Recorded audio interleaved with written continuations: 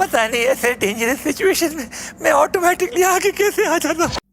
একটা ফ্র্যাঞ্চাইজি যখন চতুর্থ পার্টে পৌঁছায় তখন দর্শক শুধু একটা সিনেমা দেখতে যায় না, তারা খুঁজতে যায় নিজের পুরনো স্মৃতিগুলো। আর ঠিক এই জায়গাতেই দাঁড়িয়ে আছে ধামাল 4। কিন্তু প্রশ্ন হলো, এই সিনেমা কি 2007 সালের সেই ধামালের ম্যাজিক ফিরিয়ে আনতে পেরেছে, নাকি শুধুই নস্টালজিয়াকে বিক্রি করেছে? চলুন একদম খোলাখুলি আলোচনা করি। নমস্কার, আমি দিব্যেন্দু, তোমরা দেখছো সিনে দেখবো। বন্ধুরা, একটা কথা মানতেই হবে, বলিউডে ভালো কমেডি ফ্র্যাঞ্চাইজি এখন খুবই কম। গোলমাল, হেরাফেরি আর ধামাল, এই তিনটে নাম এখনো মানুষের মুখোমুখি ঘোরে। কিন্তু ধামালের একটা আলাদা পরিচয় আছে, এখানে লজিক না, পুরো ব্যাপারটাই পাগলামি। আর সেই পাগলামিটাকেই আবারও ফিরিয়ে আনার চেষ্টা করেছেন পরিচালক ইন্দ্র কুমার। যদি ইন্দ্র কুমারের কাজ আগে দেখে থাকো তাহলে বুঝবে তিনি কখনো খুব জটিল গল্প বলতে চান না। তার প্লাস পয়েন্ট হলো ক্যারেক্টারগুলোর মধ্যে বিশৃঙ্খলা তৈরি করা। যেমন মাস্তি, ধামাল, টোটাল ধামাল, সব সিনেমাতেই এই ফর্মুলা ছিল। এবারও সেই পরিচিত ফর্মুলাই আছে, তবে স্কেলটা অনেক বড় আকারে। এবার আসি অভিনয়ে। প্রথমে অজয় দেবগনের কথা বলি। অজয় দেবগনকে আমরা দৃশ্যম, রেড বা সিংঘমের মতো সিরিয়াস ক্যারেক্টারে যতটা ভালোবাসি, কমেডিতেও তিনি কিন্তু সমান স্বাচ্ছন্দ্য।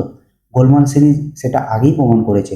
ধামাল 4-এ তিনি নিজের ডেডম্যান কমেডিটাকেই আবার কাজে লাগিয়েছেন। কোথাও ওভার অ্যাক্টিং নেই, বরং শান্তমুখে এমন কিছু মুহূর্ত তৈরি করেন যেখানেই হাসিটা বেরিয়ে আসে। কিন্তু আমার কাছে এখনো এই ফ্র্যাঞ্চাইজির আসল প্রাণ দুজন, ওয়ারসাদ ওয়ারসি আর জাভেদ জাফরি। আরশাদের কমিক টাইমিং নিয়ে নতুন করে কিছু বলার নেই। সংলাপ বলার ধরন, মুখের এক্সপ্রেশন এখনো আগের মতোই ধারালো। আর জাভেদ জাফরি, সত্যি বলতে কি, ওকে স্ক্রিনে দেখলেই একটা আলাদা এনার্জি আসে, মনে হয় ধামালের সেই পুরোনো দিনগুলো আবার ফেরত এসেছে। রিতেশ দেশমুখও নিজের চরিত্রে বেশ স্বাভাবিক। এই ধরনের অ্যাসেম্বল কাস্টে সব থেকে বড় চ্যালেঞ্জ হলো সবাইকে ব্যালেন্স করা। সেই দিক থেকে সিনেমাটা বেশ ভালো কাজ করেছে। এবার গল্প নিয়ে বেশি কিছু বলবো না, কারণ স্পয়লার দিতে চাই না। শুধু এইটুকুই বলবো, ধামাল মানেই ট্রেজার হান্ট, ভুল বোঝাবুঝি, একের পর এক বিপত্তি আর সম্পূর্ণ পাগলামি। এই সিনেমা সেই পরিচিত রাস্তা ধরেই এগোয়। নতুন কিছু আছে, কিন্তু নিজের শিকড় ছেড়ে যায় না। তবে একটা বিষয় আমার খুব ভালো লেগেছে, সিনেমাটা বারবার তোমাকে মনে করিয়ে দেয় কেন প্রথম ধামাল এত বড় কাল্ট হয়ে উঠেছিল। শুধু বড় সেট বা ভিএফএক্স দিয়ে নয়, ক্যারেক্টারগুলোর কেমিস্ট্রি দিয়েই কিন্তু প্রথম ধামাল এত হিট হয়েছিল। আর হ্যাঁ, একটা ছোট্ট সারপ্রাইজও আছে। প্রয়াত সতীশ কৌশিককেও সিজিআই ও এআই এর সাহায্যে বিশেষভাবে শ্রদ্ধা জানানো হয়েছে এই সিনেমাতে। এবং এই সিনটা আমাদের কাছে একটা ইমোশনাল মুহূর্ত হয়ে উঠেছে। এই পর্যন্ত যদি ভিডিওটা দেখে ভালো লাগে তাহলে অবশ্যই লাইক করে দাও। আর সিনেদিব্যের ফ্যামিলিতে নতুন হলে অবশ্যই সাবস্ক্রাইব করে রেখো, কারণ এখানে শুধু আমি সিনেমা রিভিউ করি না, সিনেমাকে বুঝে তারপরে তার নিয়ে কথা বলি, আলোচনা করি। এবার আসি খারাপ দিকগুলোতে। সিনেমার সব থেকে বড় প্রবলেম হলো সব যোগ সমানভাবে কাজ করে না। কিছু কিছু দৃশ্যে তুমি হেসে লুটোপুটি খাবে, আবার কিছু জায়গায় মনে হবে আরে এটা একটু ছোট করা যেত, আর একটু হয়তো ভালো করা যেত।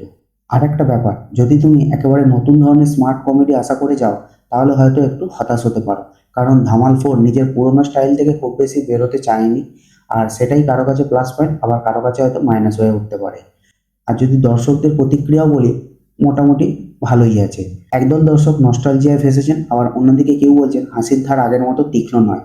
আর সিনেমার ফাইনাল ভার্ডিক্টে আসার আগে, যদি তুমি ধামাল ফ্র্যাঞ্চাইজির ফ্যান হও তাহলে এই সিনেমা মিস করার মতো নয়। যদি পরিবার ও বন্ধুদের সঙ্গে হালকা মেজাজে হাসতে চাও এবং এই উইকেন্ডে একটা ভালো সিনেমা দেখতে চাও, তাহলে ধামাল 4 তোমার জন্য একটা ভালো অপশান হতে পারে। কিন্তু যদি তুমি হেরাফেরি বা অন্য ধরনের কমেডি নিয়ে যাও তাহলে একটু হয়তো নিয়ন্ত্রণে রেখো। পার্সোনালি আমার মতে সিনেমাটা 3 আউট অফ 5। এবার তোমরা বলো, অলরেডি তোমরা যদি ধামাল 4 দেখে থাকো তোমাদের কেমন লেগেছে। আর এটাও বলবে ধামাল 4 কি তোমাদের ধামাল 1-এর মতোই লেগেছে না তার থেকে ভালো লেগেছে, কমেন্টে কিন্তু অবশ্যই জানাবে। দেখা হবে পরের ভিডিওতে, ততক্ষণ পর্যন্ত ভালো থেকো, সুস্থ থেকো। জয় হিন্দ, বন্দে মাতরম।